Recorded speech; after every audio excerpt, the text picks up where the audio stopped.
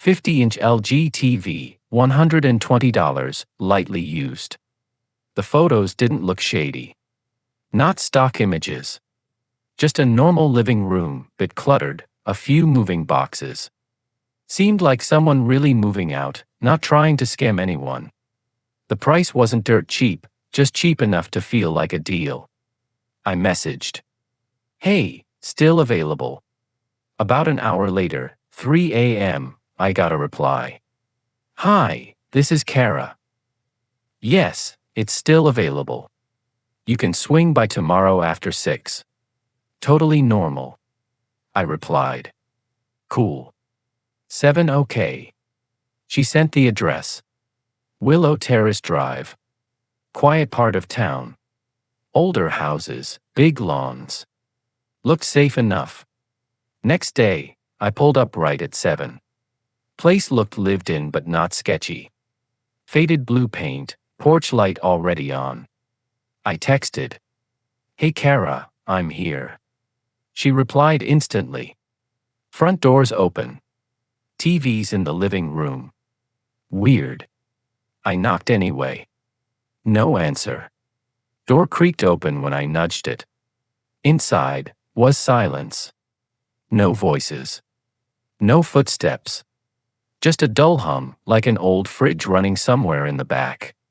The living room was just like the photos, mostly. Same TV. Same boxes. But the lights were off now, and the curtains were drawn. I stood in the doorway. Something felt wrong. Like the air had weight. I called out. Hello. Kara. No response. I took one step inside. Just one. That's when I heard it. A breath. Not mine. From the hallway. I froze. Another breath. Closer this time. Heavy. Like someone trying not to be heard but not doing a great job at it. My fight or flight kicked in, and flight won hard. I bolted. Didn't shut the door. Didn't care. Jumped back into my car, heart slamming like a jackhammer in my chest. As I backed out, I saw it. A man stepped onto the porch. Not Kara. Not anyone named Kara. Big guy. Hoodie. Watching me leave. No chase. No words. Just watching. I drove straight to the police station parking lot and sat there for an hour, trying to calm down. That night, I deleted the Craigslist app. For good. You hear about scams, fake checks, broken stuff. But nobody tells you the real risk. Sometimes, the ad isn't about selling something. It's bait. They don't want your money. They want you. Now, if I ever sell anything online, I meet buyers in the police station parking lot. Daylight. Cameras. People around. No exceptions. I used to work night shifts at a roadside motel just off the I-84. It wasn't exactly thrilling, more like burnt coffee, flickering lobby lights, and the occasional drunk guest trying to fight over a $40 charge.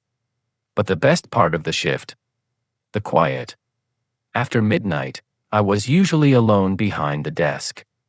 Just me, the hum of the vending machine, and a glowing computer screen. That's when I'd browse Craigslist, mostly the free stuff or cheap electronics. People post the weirdest things at 2 a.m. You wouldn't believe what they give away.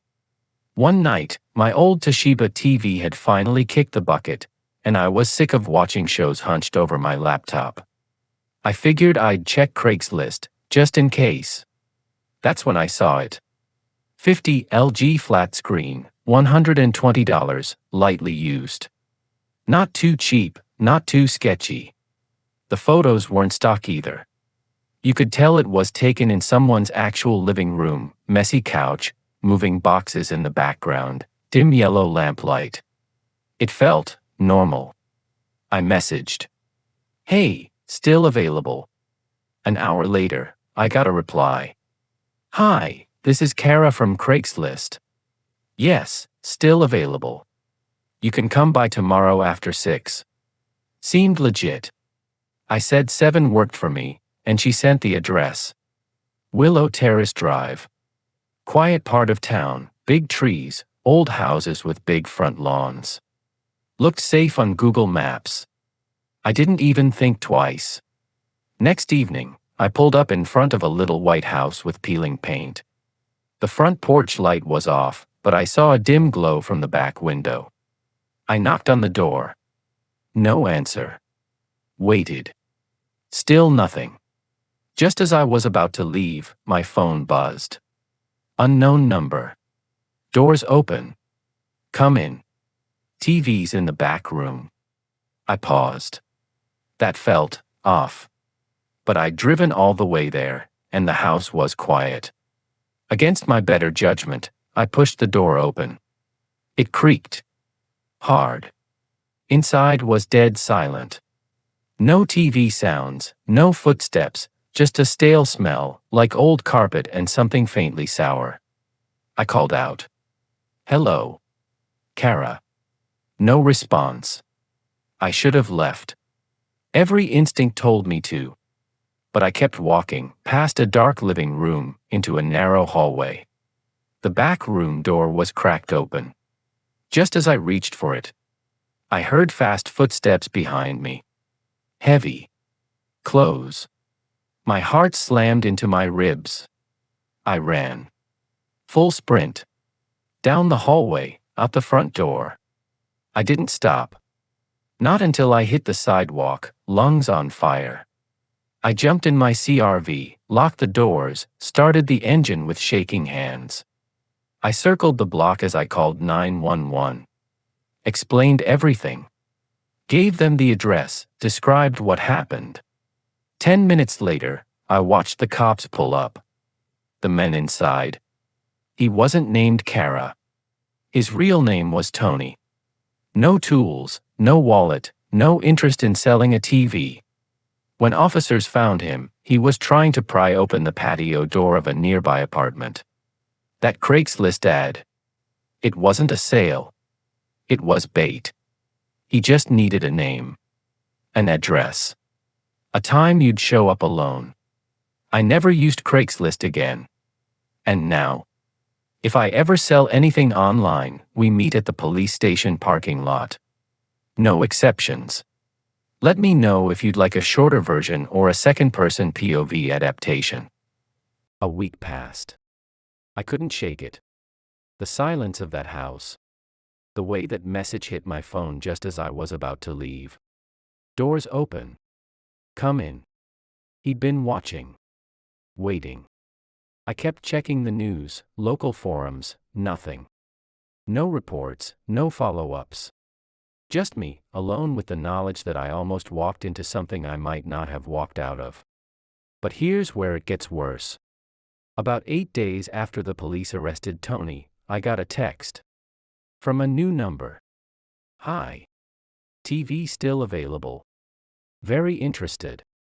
My blood went cold. I hadn't posted anything. I wasn't selling anything. I hadn't even opened Craigslist. I didn't respond. I blocked the number. But then, 2 hours later, another message. Different number. Same text. Word for word. I reported it. Cops said maybe my number was scraped when I messaged the original ad. That scammers often reuse contact info. But something in my gut said it wasn't random. That night, as I left the motel after my shift, I noticed something. My car had a flat. Not a nail, not a slow leak, slashed. I stood there, heart pounding in my ears, staring at the cut in the rubber. Deep. Clean. Not something you run over. I looked around. Empty parking lot. Flickering overhead lights. But I swear, I heard something. A voice. Far off, but clear. Should have come inside. I didn't wait. I walked straight back into the motel, locked the lobby door behind me, and called the police. They sent a cruiser, took a report, drove around, but no one was found. Again. They told me to lay low. Maybe stay somewhere else. But I didn't have family nearby, and hotels cost more than I made in 3 nights. So, I stayed put. Switched shifts. Worked mornings. Tried to forget. Until 2 nights later, when the motel's assistant manager, Devin, took over my old night shift. At 2:13 a.m., he stepped outside to smoke. At 2:17, the lobby camera glitched. And at 2:21 a.m., Devin called me, whispering. Panicked. He said he saw someone out near the vending machines. A man. Standing still. Not moving. Just watching the front desk through the glass. Devin asked, "You sure this guy wasn't here last week?" I asked what he meant. And he said something I'll never forget. He asked me if your name was Kara. I barely slept that night. Devin's words kept echoing in my head. He asked me if your name was Kara. That name. From the Craigslist ad. The same name that lured me into that house. It felt like the whole thing had circled back, but this time, it wasn't just online. He was following me. Physically. Up close. I called the cops again. They came, reviewed the motel footage. Of course, nothing helpful. The camera glitched at exactly 2:17 a.m., just like before. Just a flicker of static, then darkness. No face. No figure. Nothing usable. I asked if it could have been Tony, the guy from the first Craigslist ad. But the officer said Tony was questioned and released. No charges stuck. No real evidence. They couldn't even prove he was the one messaging me. They told me to stay alert and keep my doors locked. That was it. 2 days later, it got worse. I was back on a day shift, just trying to move on. Around noon, a guest came in, mid-40s, ball cap, shades. Quiet. Paid in cash. No red flags. Room 203. Later that day, I took a spare towel up. As I turned the corner to the second floor, I saw it. His door was open. Just slightly. Like, on purpose. And inside. The same TV. The exact same one from the Craigslist photos. Same scuffed frame. Same dust pattern. Same dent in the lower left corner. It wasn't just similar. It was the TV. I stopped cold. My body locked up. I didn't breathe. Didn't blink. Then the door creaked open a little more. And I heard a voice from the room. Low. Raspy. Almost playful. Took you long enough. I dropped the towel and ran. Straight back to the lobby. Called the cops, again. But when they arrived, room 203 was empty. No guy. No TV. No trace of anything. Not even a reservation under that name. The ID he gave us. Fake. So was the plate on the car he'd parked outside. They asked if I was sure about the TV. If I was sure it was the same one. I didn't even bother trying to explain how I knew. I just knew. I quit that job the next day. Didn't give 2 weeks. Didn't pack up my locker. Just left. I moved in with a friend across town. Different neighborhood. Gated community. Cameras on every street. I thought I'd be okay. But last night, the nightmares started again. Not your usual anxiety dreams, no. This one was too real. In the dream, I'm walking through the Craigslist house again. The one with the moving boxes. But this time, the boxes aren't empty. They're moving. Something's inside them. Scratching. Clawing. Trying to get out. And then I hear the door creak behind me. And a voice says, "It's still available." I wake up in a cold sweat. And my phone buzzes. One new message.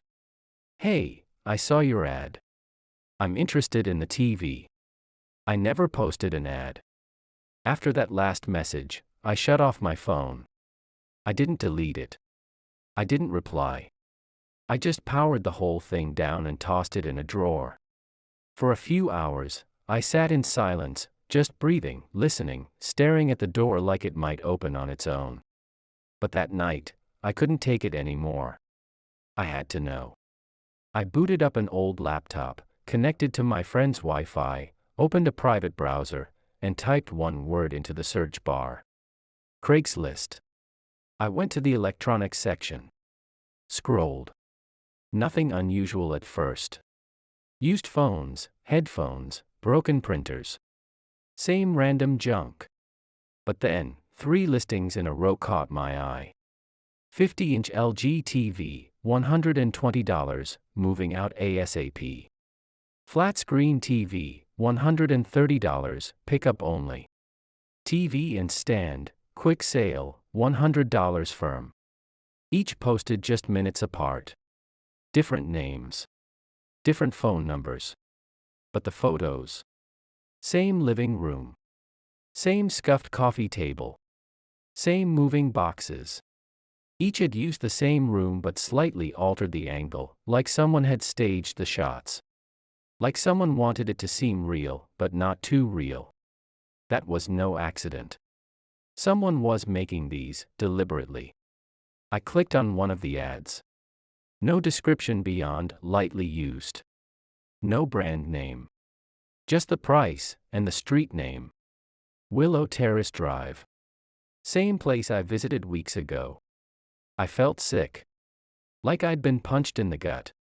It wasn't just some creep following me. This was a system. A trap. And I'd walked right into it. I opened a second tab, this time searching local crime forums, Reddit threads, anything I could find. I wasn't ready for what I discovered. There were others. Scattered across different cities. Similar setups. Always a Craigslist ad. Always late-night replies. Always a fake name. Always an address just believable enough to seem safe. In one post, a guy said he showed up to buy a used Xbox. Walked into the house. Never came back out. Another girl messaged someone about a couch. Said she was going to check it out. Last text her roommate ever got. Doors open. Just come in. I stopped reading. Closed the laptop. I felt dizzy.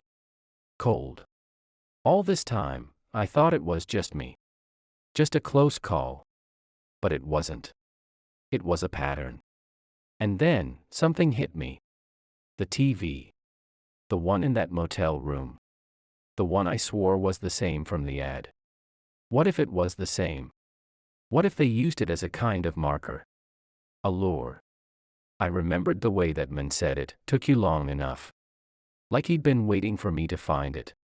Like the TV wasn't just some coincidence, it was part of the game. And I'd been chosen. The next day, I went to the police, again. I brought screenshots, printed forum posts, even a list of similar ads I found online. The officer listened. Took notes. But then he said the words I feared the most. Unless a crime was committed, there's not much we can do. No one had been arrested. No physical harm done. No fingerprints, no cameras, no proof. Just a bad feeling. Just a door left open. Just a name, Kara. Now. I don't trust anything online. I don't buy. I don't sell. I don't reply. But every few weeks, I still check. I search those listings, not because I want to buy anything, but because I need to know. If the game is still going. If he's still out there. And if someone else is about to walk through that same open door. I couldn't sleep anymore. Every creak of the floorboards, every passing car outside the window, it all sounded like him. Whoever he really was. I was tired of being scared. Tired of checking the locks 4 times before bed. Tired of being prey. So I decided, if no one else was going to stop him, I would. I created a new Craigslist account. Used a VPN. Fake name. Burner phone. Everything. Then, I did what he did. I posted an ad. 50-inch LG TV, $120, pickup only. But I didn't upload his photos. I used a generic image, something from a store catalog. Clean. Safe. Untraceable. And I didn't use my real address, either. I borrowed a friend's vacant apartment, the one he hadn't rented out yet. Top floor, only one way in or out, security camera in the hallway. I told him I needed it for a private meetup. Didn't give details. Just slipped him $100 for the night. The ad went live at 2:03 a.m. By 2:27, I had 3 replies. All normal. Then, at 2:34, a 4th came in. Hey, this is Kara. Still available. I stared at the screen. It wasn't just the name, it was the timing. The phrasing. Almost identical to the message I got the first time. I replied. Yes. Still available. You can come by tonight if you're nearby. No response. Then, exactly 7 minutes later. I'm close. Can be there in 15. No profile pic. No questions about condition. No price negotiation. Just like before. I turned off all the lights in the apartment, except for a dim hallway lamp. Then I waited. At 3:02 a.m., I heard the knock. Not on the door. On the glass window at the end of the hallway. 3 slow taps. I checked the peephole. No one there. But then, I saw movement. A figure stepped into frame. Tall. Hoodie. Face hidden. He moved straight toward the door and paused. Like he was listening. Like he was smelling the air. My phone buzzed. A message. I'm here. Door open. I typed back. Yes. Just come in. The handle turned. He entered slowly. Carefully. I was hidden behind the hallway corner, crouched and holding my phone, filming the entire thing. My heart was hammering. He walked in like he'd done it before. Not rushed. Not cautious. Confident. He reached the living room, paused. And then turned, directly toward the hallway. He knew. I don't know how, but he knew. He started walking toward me, slow and steady. I backed up, phone shaking in my hand. Then he said it. There's no TV here. I ran. Not down the stairs, up, toward the rooftop exit. He followed. I could hear his steps, not running, just walking, calm, steady. Like he knew I had nowhere else to go. I burst onto the rooftop. It was freezing. Empty. No place to hide. I turned. He was standing in the doorway, just looking at me. I screamed. Who are you? He tilted his head. Then said the words I will never forget. Does it matter? You answered the ad. A floodlight flicked on from across the street. The motion sensor. It startled him just enough for me to move. I ran past him, down the stairs, skipping steps 3 at a time. I didn't look back. I hit the sidewalk barefoot and sprinted until I saw a squad car parked at a diner 2 blocks away. Ran straight into the place and begged the officers for help. They returned with me in minutes. But, of course, the apartment was empty. No footprints. No fingerprints. No sign of forced entry. Just a faint smell of sweat, and something else. Something rotting. I showed them the footage from my phone. But in the video, the door never opens. No footsteps. No man. Just me, backing up. Talking to no one. They looked at me like I was having a breakdown. Told me I needed sleep. But I know what I saw. I know what I heard. And I know that Craigslist ad is still live. Still baiting. Still waiting. So if you're listening to this, and you see a deal that seems too good to be true, A 50-inch LG TV $4.120. Don't answer the message. Because once you do, you've already let him in. It's been 7 months. 7 months since I moved. Again. New state. New name. No digital footprint. Off-grid job, seasonal cash work at a remote lodge in Idaho. No apps. No credit cards. Definitely no Craigslist. And for a while, it helped. I started sleeping again. Not great, but better than nothing. I laughed at dumb jokes. I stopped flinching every time someone said my name. I started feeling human again. But you know what they don't tell you about trauma? It doesn't end when you run. It follows you. Hides in quiet corners. Waits. I still think about him. That man. Or whatever he was. The way he smiled, like he knew something I didn't. The way he said those words. Does it matter? You answered the ad. Like I'd agreed to something permanent. Like hitting send was signing a contract in blood. I never told my parents. Couldn't. What would I say? I tried telling my friend, the one who lent me that apartment back then. He didn't say much. Just nodded and said, "Glad you're safe." A week later, he sold the place. Said he heard footsteps up there when no one was staying. Said it didn't feel right anymore. And then, last week, I was in this tiny town, middle of nowhere. Doing a supply run. Stopped by a gas station. Thought I'd grab some snacks. That's when I saw it. A flyer, taped to the counter. Handwritten. Not printed. TV for sale. 50-inch LG. $120. Lightly used. Ask for Kara. My stomach dropped. It couldn't be. I asked the clerk about it. He shrugged. Said some guy came in yesterday. Said he was gonna check it out after work. Seemed excited. I asked, did he come back? The guy blinked. Thought for a second. No. Actually, I don't think he did. That night, I couldn't shake it. I stared at the flyer for hours. The handwriting, the name, it was exactly like before. Finally, I gave in. Called the number. Blocked ID. Burner phone. One-time SIM. It rang once. Click. Then, breathing. And then, his voice. Calm. Confident. You looking for the TV? I didn't say a word. Didn't need to. He knew. He always knows. He said, good. I've been waiting. Same place as before. Then silence. He hung up. I left that night. Didn't tell anyone. Didn't pack up the cabin. Just drove. And I've been driving ever since. Some nights, I stop at roadside motels, open my laptop, and, God help me, I check Craigslist. And sometimes, I see it. Same ad. Different item. A couch. A used laptop.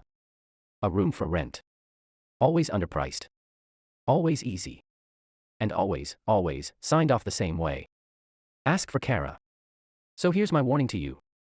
If you're ever scrolling Craigslist late at night, and you see something that feels too easy, if the reply is too fast, and they say, the door's already open, don't go. Because it's not just a scam. It's not even just dangerous. It's a trap. And once you answer that ad, you never really leave. It's been 7 months. I moved. Again. Changed my number. Deleted every app that could trace me. I even switched jobs, somewhere off-grid, seasonal work. Cash payments. No paper trail. No Craigslist. For a while, it helped. I started sleeping again. Not well, but enough. I stopped checking over my shoulder every 5 minutes. Started trusting daylight again. Started laughing at dumb things. Started to feel human. But I never stopped thinking about him. That man, or whatever he was. And the way he said those words. Does it matter? You answered the ad. Like that was all it took. Like I'd agreed to something the second I hit send. And deep down, I still wonder if maybe I did. I never told my parents. I tried telling my friend once, the one who let me use the apartment. He didn't say much. Just nodded. Said, glad you're safe. A week later, he sold the apartment. Didn't even tell me until after the fact. Something about the place spooked him. Said he kept hearing footsteps up there when no one was staying. A few days ago, something happened.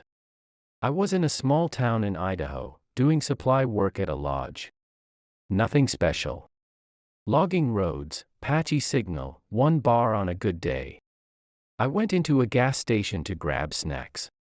At the register, taped to the counter, was a flyer. Not digital. Not printed. Handwritten. TV for sale, 50, LG flat screen, $120, lightly used. Ask for Kara. I just stared at it. My blood turned to ice. The clerk saw me staring and said, "Oh, yeah. Some lady's been putting those up around town. Weird, right? Who sells a TV that way anymore?" I asked, "Did anyone call?" He shrugged. "Dude yesterday said he was gonna check it out. Seemed excited. Said he'd text her right after work." I asked, "Did he come back?" The clerk paused. Thought about it. Then said quietly, "No. Actually, I don't think he did. That night, I couldn't stop pacing. I couldn't just leave it. So I called the number on the flyer. Blocked ID. Burner phone. Disposable. It rang once. Then a click. Then breathing. Soft. Steady. And then, in a calm, familiar voice. "You looking for the TV?" I didn't speak. I didn't need to. The voice continued. "Good. I've been waiting. Same place as before." Then the line went dead. I hadn't said a word. Hadn't given a name. Hadn't said anything. But he knew. I left town the next morning. Didn't tell the lodge. Didn't check out. Just packed up and drove until the sun came up. I've been driving ever since. Sometimes, I stop at rest areas and check Craigslist. Just to see. And sometimes, I find it. That same listing. Same price. Same phrases. Sometimes it's a couch. Sometimes a laptop. Sometimes a whole roommate wanted post. But the pattern's there. And always, it ends with a name. Ask for Kara. So here's my warning to you. If you're ever browsing Craigslist in the middle of the night, and you see something that seems too easy, too convenient, if you message someone and get a reply that's just a little too fast, and they say the door is already open, don't go. Not because it's a scam. Not because it's dangerous. But because once you walk through that door, you never really leave. I used to think nightmares only lived in your head. That they ended when you woke up. But now, I'm not so sure. It started with a Craigslist ad. A 50-inch LG TV. $120. Lightly used. No big deal, right? I'd just wrapped a graveyard shift at a roadside motel off I-90. Cheap rooms, flickering lights, lobby coffee that tasted like melted plastic. You know the type. Anyway, I was bored, scrolling Craigslist like I always did after midnight. Just looking. Not even planning to buy. That's when I saw it. A photo of a TV. Dusty, but familiar. Like too familiar. Same dent in the lower left corner. Same scuff across the frame. It looked exactly like the TV that got stolen from my old apartment 3 months ago. I clicked on the post. No phone number, just an address. No name. Just a message. Doors open. Come in. And I don't know what came over me. Curiosity. Spite. Stupidity. But I went. And the house. It was empty. Half-moved boxes. No furniture. Quiet as a crypt. The TV was sitting right there in the living room, unplugged. I took one step inside. And my phone buzzed. New message. Nice to finally meet you, Kara. Except, my name's not Kara. I froze. Turned around, nothing. The hallway was still. The front door wide open behind me. I didn't wait. I ran. Out. Back into my car. Peeled out of that neighborhood like something was chasing me. Later that night, I vented to a coworker, Devin. Told him everything. And he got pale. Like really pale. Then he said, "That's weird, some guy came in the other day asking about you. Said his name was Tony. Asked if your name was Kara." That name again. Kara. It wasn't a mistake. Whoever posted that ad knew who I was. I called the police. They looked into it. Tracked the listing. Said the house had been vacant for months. No fingerprints. No usable footage. Then they shrugged and told me to stay alert. Thanks, guys. But it didn't stop there. 2 days later, a man checks into the motel. Mid-40s. Hat. Sunglasses. Paid in cash. No red flags. He's in room 203. Hours later, I go up to drop off towels. The hallway's quiet, but his door. It's cracked open. Just slightly. Like an invitation. And inside. That same TV. Same dust pattern. Same dent. Same damn TV. I froze. Then, he spoke. From inside the room. Took you long enough. I dropped the towels and ran. Straight back to the lobby. Called the cops, again. But when they got there, room 203 was empty. No man. No TV. Not even a record of a reservation. The ID he gave us. Fake. So was the license plate. And the cops. They asked if I was sure it was the same TV. I didn't even bother explaining. I just quit. No 2 weeks. No explanation. Moved in with a friend. Gated community. Cameras. Code locked doors. I thought I'd be safe. I really did. But last night, the dream came. I was back in that Craigslist house. Only this time, the boxes weren't empty. They were shaking. Something was inside them. Clawing. Scratching. Trying to get out. Then I heard the door creak behind me. And a voice whispered, "It's still available."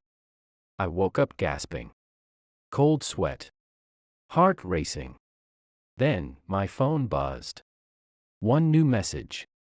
"Hey, I saw your ad. I'm interested in the TV. But I never posted anything." After that message, I did everything right. Blocked the number. Wiped my phone. Switched to a new SIM. I even deleted every Craigslist account I'd ever made, even the fake ones. I wanted to believe it was over. But that kind of thing, it doesn't just end. A week later, I started noticing things. My mail started arriving already opened.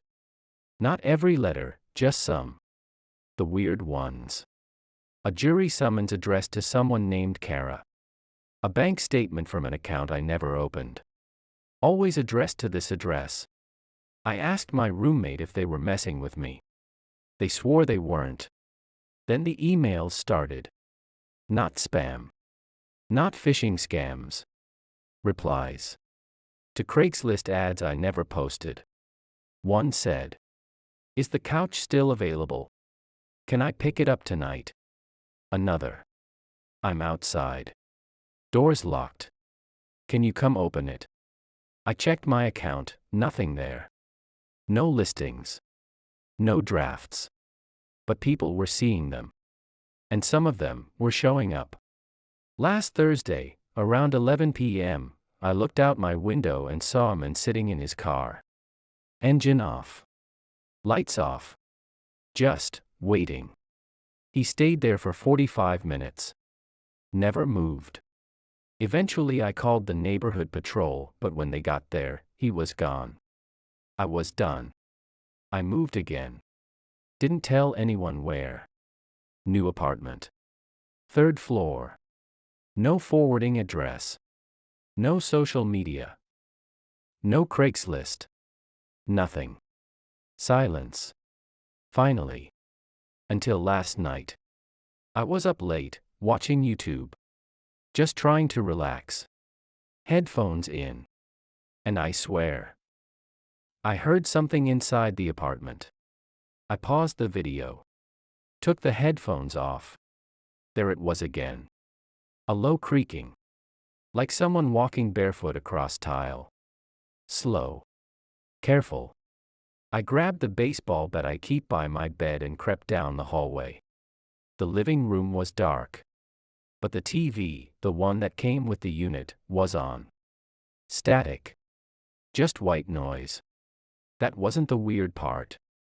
The weird part was, it wasn't the same TV. It looked exactly like the Craigslist one. Same dent. Same smudge on the screen. I know what you're thinking, how would I even know? But you don't forget something like that. You don't forget the shape of the thing that tried to destroy your life. I walked up to it. There was no remote. No buttons. Just static. And then the static started to change. It was subtle at first. Like shadows moving behind the fuzz. Then a voice. Garbled, under the noise. I leaned in. And it whispered. "You've moved, Kara." I unplugged the TV. Ripped the cord right out of the wall. And in that exact moment, my phone buzzed. New message. This time, no number. Just a blank sender. Message said, "We found you." After that last message. We found you. I did something I never thought I'd do. I stopped running. I didn't pack a bag. Didn't change my number. Didn't call the cops, what could they do? I just sat on the floor and stared at that unplugged TV. It was still glowing. Not fully lit, just this dim, unnatural flicker in the corner of the screen. Like it hadn't realized it was supposed to be dead yet. And that's when I remembered something. Something stupid. Something from months ago that didn't seem important at the time. When I first replied to that Craigslist TV ad, I used a fake name. But I made one mistake. I used a real email. Not my main one, but a backup I hadn't touched in years. The same email I'd once used to register an old Roku TV. Back when I lived with my ex. Back when we still had the original LG, the TV. That thing had voice control. Location sync. Smart assistant. It heard everything. What if this wasn't just someone stalking me? What if the TV remembered me? What if he was using it? The next morning, I smashed it. Not just unplugged, shattered. Took a hammer to it like something out of a horror movie. Plastic and glass everywhere. Sparks. A smell like burnt wires and dust. And for a while, things went quiet. Days passed. No messages. No cars outside. No dreams. No boxes. Nothing. I even started thinking maybe it was over. But then Devin called. I hadn't heard from him in weeks. And he didn't sound right. His voice was shaky, like he hadn't slept in days. He said, "I think I saw him." I asked who. He just whispered. "Tony. Or whatever his name is. He came in last night. Booked a room under Kara. Paid cash. Same sunglasses. Same ball cap." Devin said he watched the cameras after. Room 302. He swore he saw a flicker of static through the peephole. Then, nothing. When he knocked. No answer.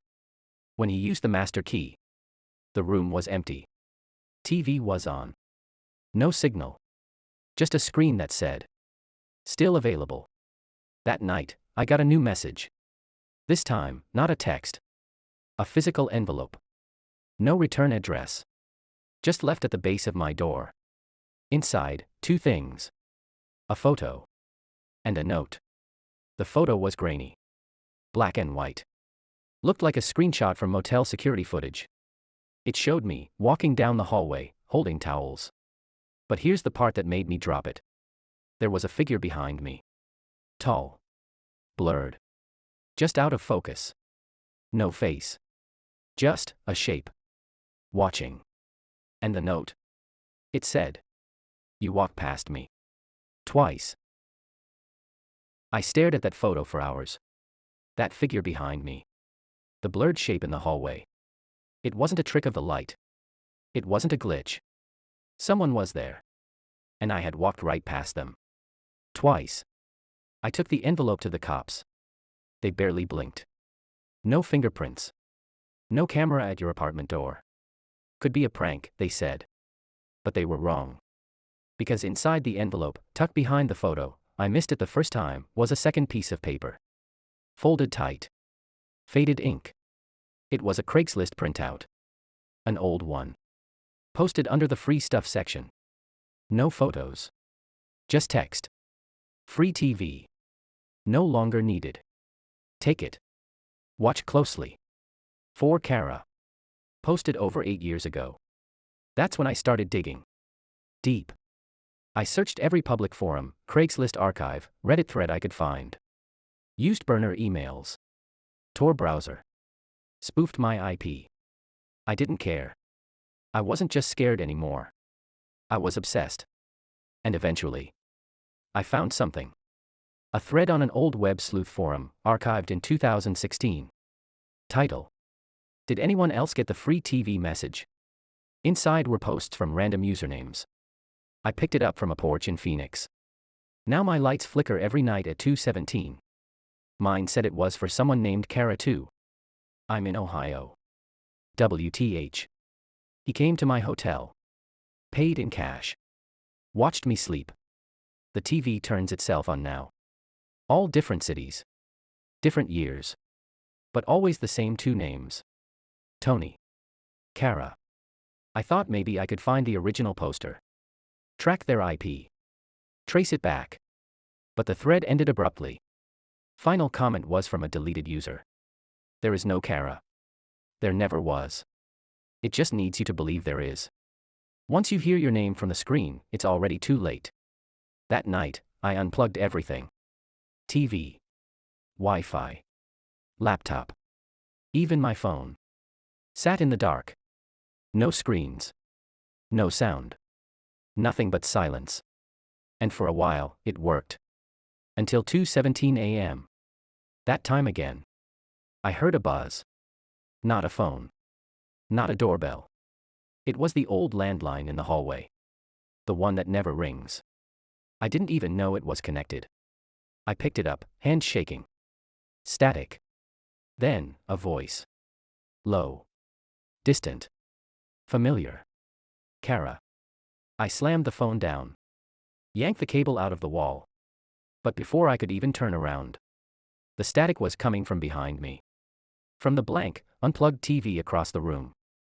No power. No lights. Just flickering black and white. And in the static, a face. Not clear. Just enough. Eyes. Mouth. And teeth that didn't quite belong to a human smile. Then it spoke. Still available. I didn't sleep after that. How could I? You don't just rest after watching a face crawl out of static. After hearing your name from a dead screen. I sat there, the unplugged TV still glowing faintly in the dark. Didn't move. Didn't blink. Didn't breathe until the sun came up. The next morning, I went somewhere I hadn't been in a long time. My childhood home. It's empty now. Abandoned, technically. My parents moved away years ago. But something told me. I had to go back. I needed to see the room where it started. The room where I first watched TV alone.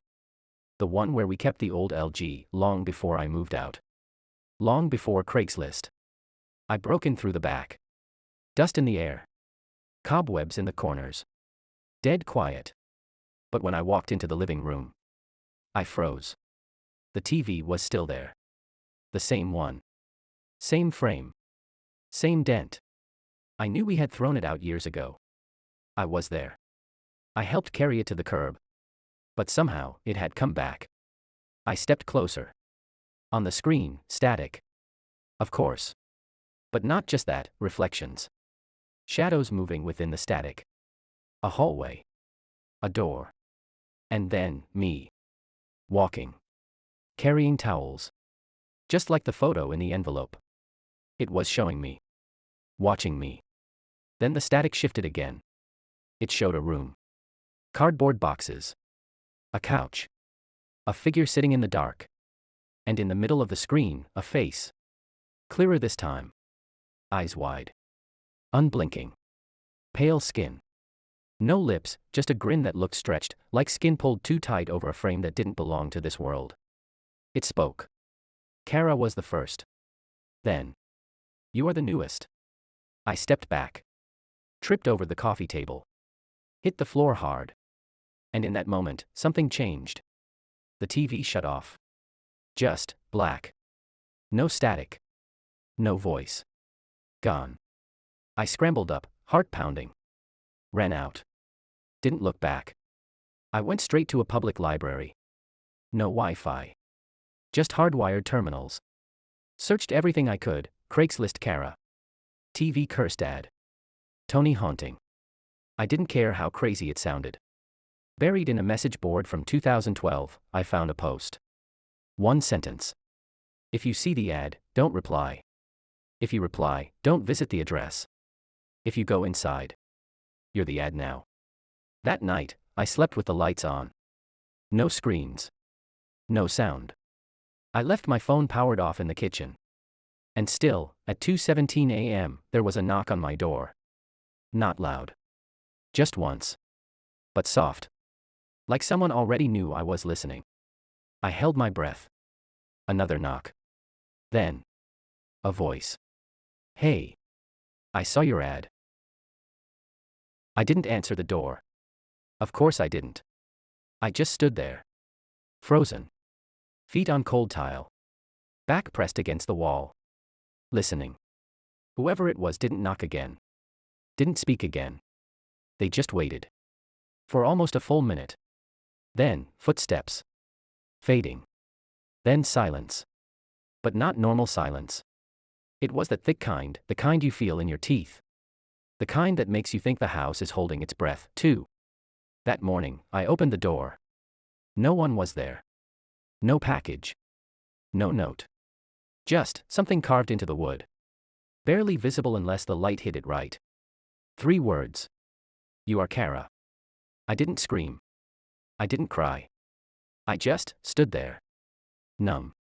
Because deep down, I already knew. I'd been becoming her. Every time I ran, every time I changed numbers, moved cities, smashed screens, I thought I was escaping. But all I was doing was stepping closer. Kara wasn't a victim. She wasn't the first. She was the name the loop wears. The mask it puts on when it needs a new body. I pulled out my old laptop. The one I hadn't touched since this started. No Wi-Fi.